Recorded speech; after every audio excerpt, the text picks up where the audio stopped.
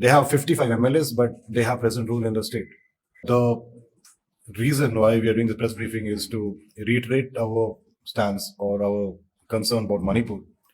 And this has been almost 2 years that the issue, which spiraled into violence and protests and so on, after the unfortunate incident, our LOPC, Rahul Gandhi had come almost thrice.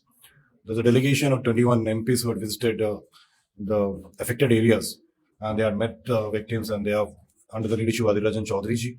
Kharge ji also has come here twice. We started our Bharat Jodo Nyaya Yatra, where Rahul ji flagged off the Nyaya Yatra from Manipur. He spent a night in Manipur as well. And then you must also be aware, we had brought a no confidence motion in the parliament as well, because the Prime Minister simply refuses to talk about Manipur.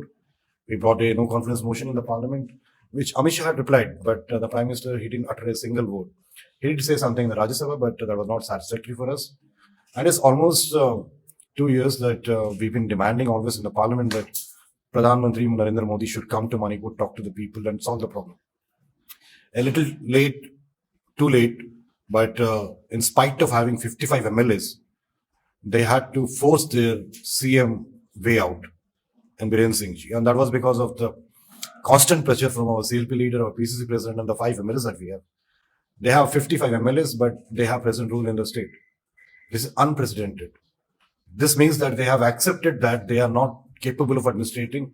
They're not capable of giving any solution to the people of Manipur. They are not capable of bringing all the groups together and have a discussion, consultation or something. They're not capable of anything. And this is what we've been highlighting always, that they don't have a majority. They're just delaying the process of accepting the fact that no longer the elected representatives who helped them form the government are with them anymore. Any day they have the assembly in session and they bring a confidence motion. Let them bring a confidence motion.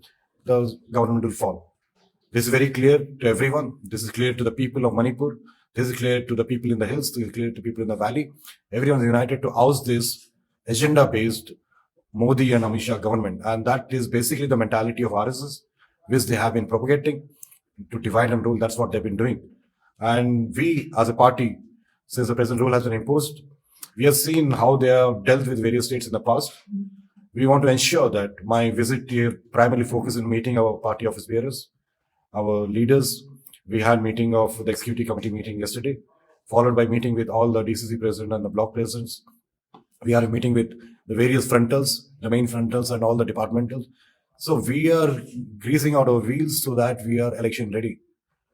The purpose today, we had a political affairs committee meeting where we discussed on our strategy, what should be our narrative, what should be our solution, what should be our plan to go to the election. So we want to ensure that we have everything ready in our organization. All the appointments are done, all the booth committees are done, all the BLS are formed. We have the narrative ready, we have the people ready, we start moving. We identify all the candidates in all the assembly segments. So whenever the election is declared, if they do it with Bihar, if they do it with Assam, if they do it in 2027, we're always ready. And this is something which we will continue to do. We'll start our district tours immediately. And our AIS secretary, along with the senior leaders, PC president, will move the district tours. We'll try to mobilize the people.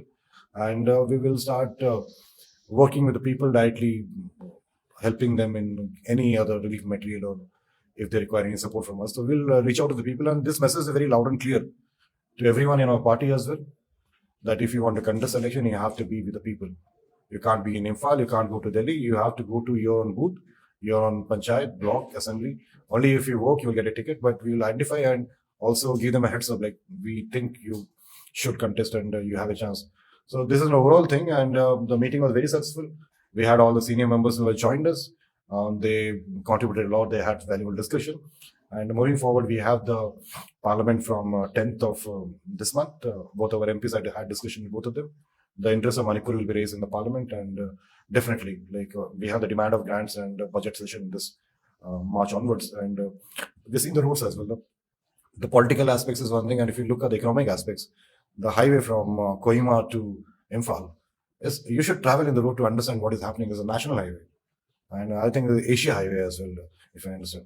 Manrega, we reviewed. We had a Disha meeting yesterday with our Honorable MP Alfred Adhaji. We reviewed the Manrega. Only 25% work is being done. You're not getting money for the last 2 years. Manrega, this is a central government scheme.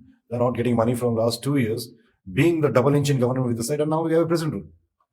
Yesterday we discussed about the various corruption that is happening in Pradhan Mantri Gram Sadak Yojana. You do false billing 3 times and you, like, the money disappear. There's no road. I think Churchandpur. This is what is happening. And this is the agenda of Amit Shah and Narendra Modi. They want to disturb the state and keep looting the state. That is what our main problem is. The people of Manipur understood. We have understood, and we give them a fitting reply when the time comes. And I hope the normalcy returns. Thank you so much.